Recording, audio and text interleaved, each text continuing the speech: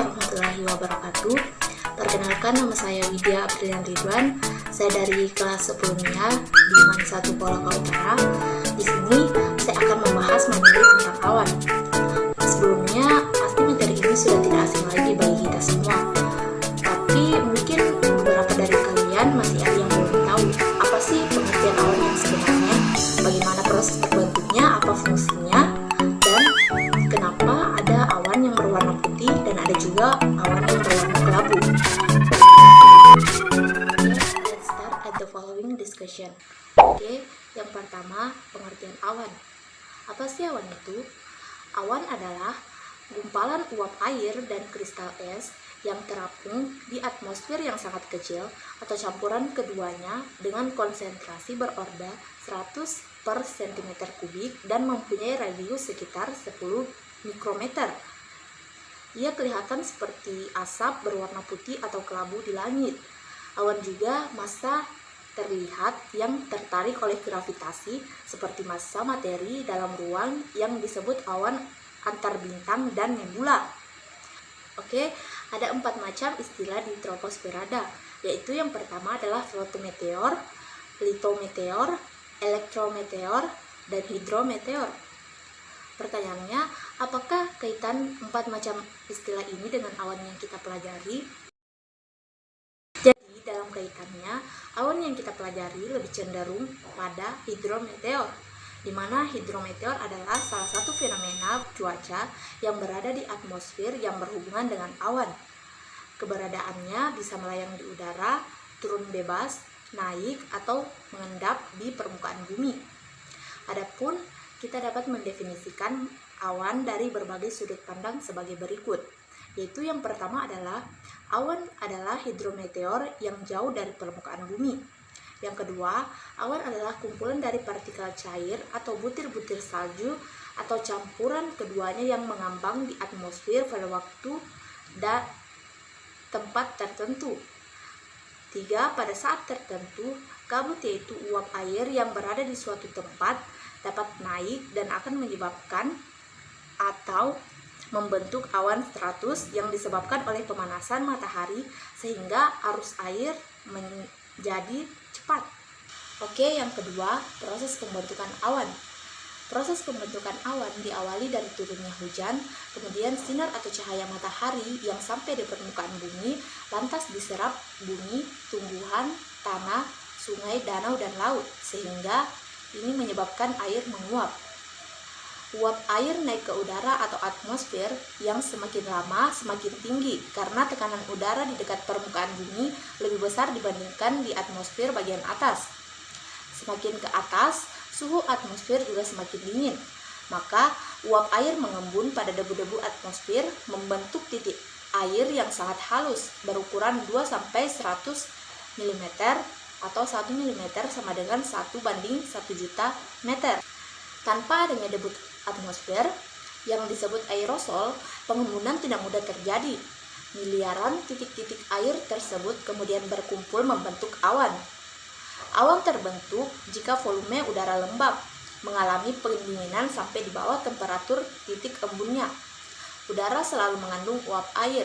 Apabila uap air ini meluap menjadi titik-titik air, maka terbentuklah awan. Peluapan ini bisa terjadi dengan 2 cara, yaitu yang pertama, apabila udara panas, lebih banyak uap terkandung di dalam udara karena air lebih cepat menyejar. Kedua, suhu udara tidak berubah, tetapi keadaan atmosfer lembab, udara makin lama akan makin tepu dengan uap air. Apabila awan telah terbentuk, titik-titik air dalam awan akan menjadi semakin besar dan awan itu akan menjadi berat. Dan perlahan-lahan daya tarik bumi menariknya ke bawah hingga sampai satu titik di mana titik-titik air itu akan terus jatuh ke bawah dan turunlah hujan. Tetapi jika titik-titik air tersebut bertemu dengan udara panas, titik itu akan menguap dan awan akan menghilang. Nah, inilah yang menyebabkan awan selalu berubah-ubah bentuknya. Oke, yang ketiga, pembentukan awan. Awan terbentuk ketika udara didinginkan di bawah titik embunnya, yaitu temperatur di mana udara menjadi jenuh atau kelembapan relatif 100%. Awan merupakan bukti yang terlihat akan adanya air atau uap air di dalam atmosfer. Campuran udara kering dan uap air disebut udara basah, dan kebanyakan awan terbentuk dalam proses pendinginan udara basah. Adapun penyebab umum pembentukan awan. Kebanyakan awan terbentuk apabila udara basah bergerak vertikal ke atas dan kemudian mengalami pendinginan karena udara mengembang, yang selanjutnya sebagian uap air berkondensasi dan membentuk awan. Beberapa gerakan vertikal yang menyebabkan pembentukan awan adalah: yang pertama, turbulensi mekanis atau turbulensi hambat. Yang kedua, konveksi atau turbulensi termis. Ketiga, kenaikan karena orografi, dan yang keempat, kenaikan lambat yang luas. Adapun macam-macam jenis pembentukan awan, yaitu yang pertama, pembentukan awan konvektif, di mana apabila udara mengalami pemanasan di dekat permukaan bumi, maka berkembanglah arus konveksi. Bersamaan dengan turbulensi mekanis akan mengakibatkan percampuran udara pada lapisan bawah atmosfer. Yang kedua, pembentukan awan karena orografi. Jika arus udara mencapai kaki gunung atau barisan pegunungan, maka udara dipaksa naik melalui lereng-lereng pegunungan tersebut. Pengaruh dari naiknya arus udara tersebut dapat mencapai ke dalam lapisan atmosfer yang tinggi, sehingga dapat merubah keadaan suhu dalam lapisan tersebut. Udara yang telah dipaksa naik akan mengalami pendinginan yang selanjutnya memungkinkan terbentuknya awan. Yang ketiga, pembentukan awan kenaikan lambat dan luas. Awan juga terjadi oleh gerakan udara vertikal pada suatu daerah yang luas karena pengaruh suatu sistem arus udara yang sangat luas. Sistem tersebut adalah sistem tekanan rendah atau depresi dan sistem tekanan tinggi antisiklon. Yang keempat, pembentukan awan di daerah front. Jika massa udara dingin bergerak menggantikan tempat massa udara panas, disebut sebagai front dingin. Awan yang terbentuk di daerah front dingin berubah-ubah tergantung dari stabilitas dan kelembapan udara massa udara panas. Demikian juga kecondongan permukaan front. Umumnya permukaan front dingin lebih terjal daripada front panas. Oke, selanjutnya faktor-faktor yang mempengaruhi awan. Yang pertama adalah angin. Angin yang tinggi terjadi evaporasi yang besar sehingga mempercepat terbentuknya awan. Yang kedua, tekanan udara. Dengan adanya pergerakan tekanan udara yang ditimbulkan, maka akan mempengaruhi pergerakan awan. Oke, yang ketiga, kelembapan udara. Semakin tinggi kelembapan udara, awan akan terlihat semakin mendung. Yang keempat, wujud awan. Wujud atau bentuk awan sangat tergantung dari hal-hal berikut ini. Yang pertama, massa udara.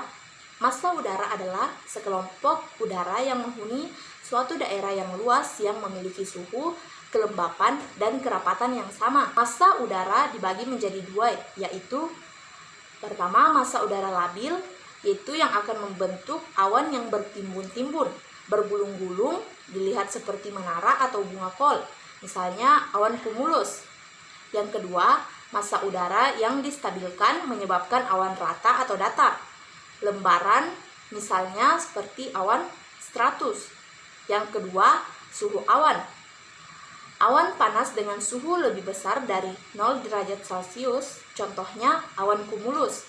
Dan yang kedua, awan dingin dengan suhu lebih kecil dari 0 derajat Celcius, contohnya awan stratus. Yang ketiga, gerak udara. Pertama, jika di atas angin lemah dan di bawah kuat.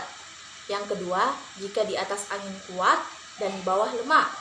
Yang ketiga, jika angin pada umumnya lemah, baik di atas maupun di bawah. Dan kalau anginnya kuat, awan akan terberai atau hilang.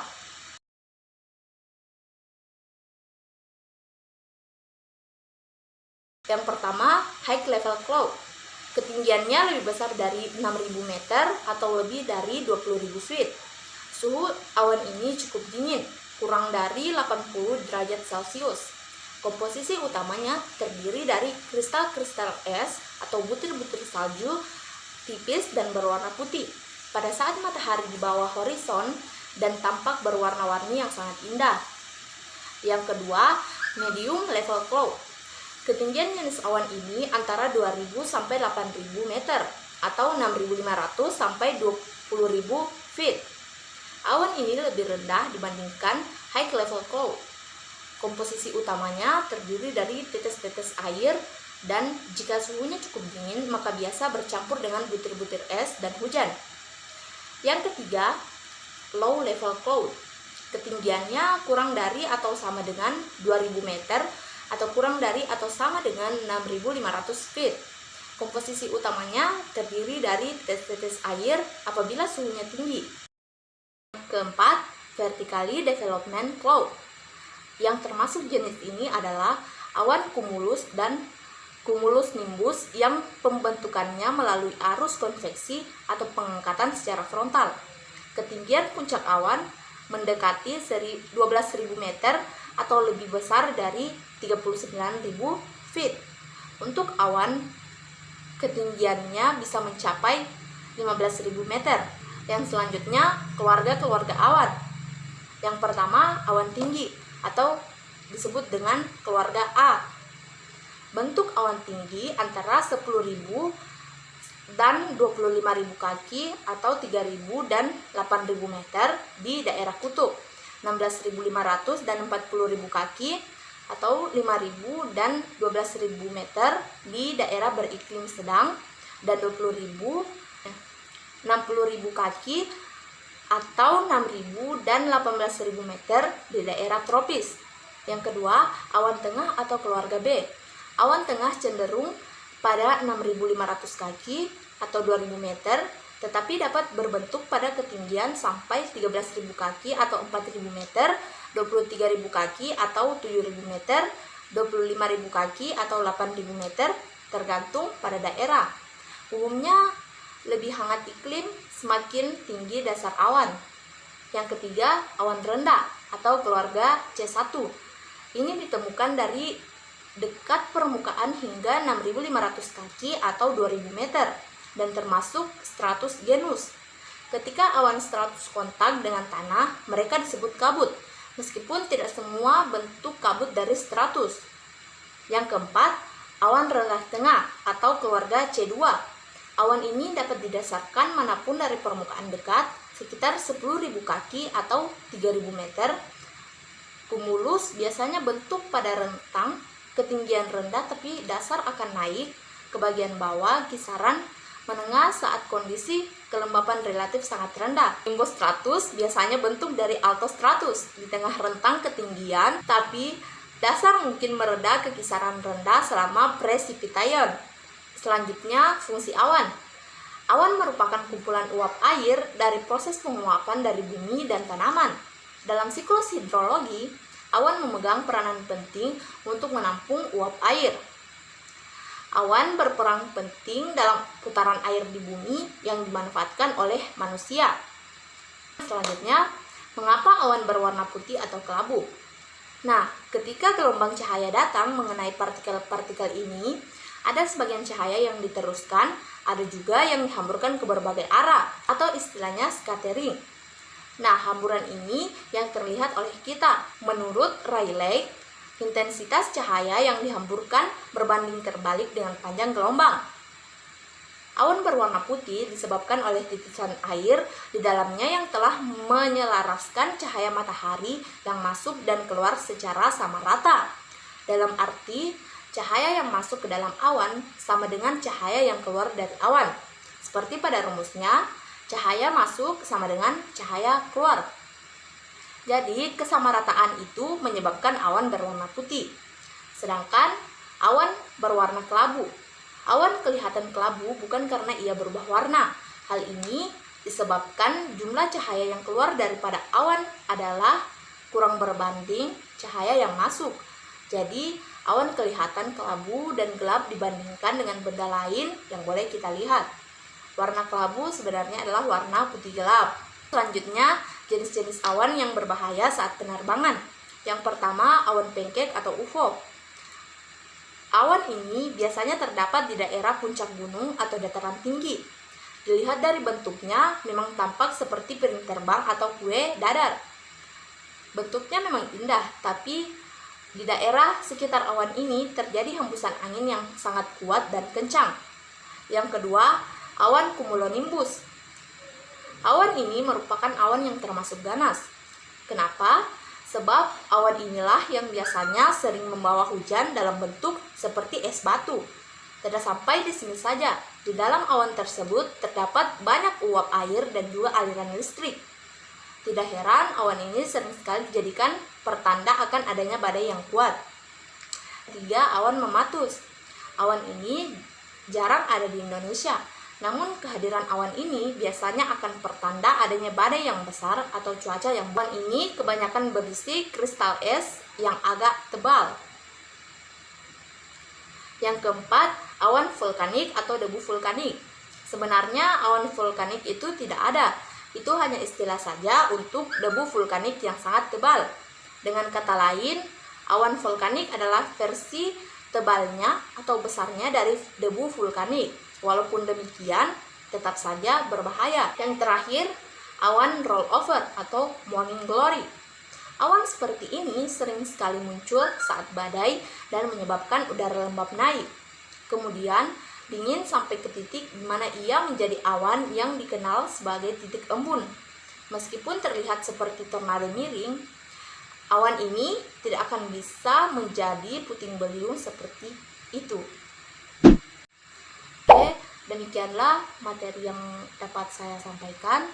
Kurang lebihnya mohon dimaafkan apabila ada kesalahan kata atau penyebutan bahasa Inggrisnya yang kurang tepat atau apapun itu, mohon dimaafkan.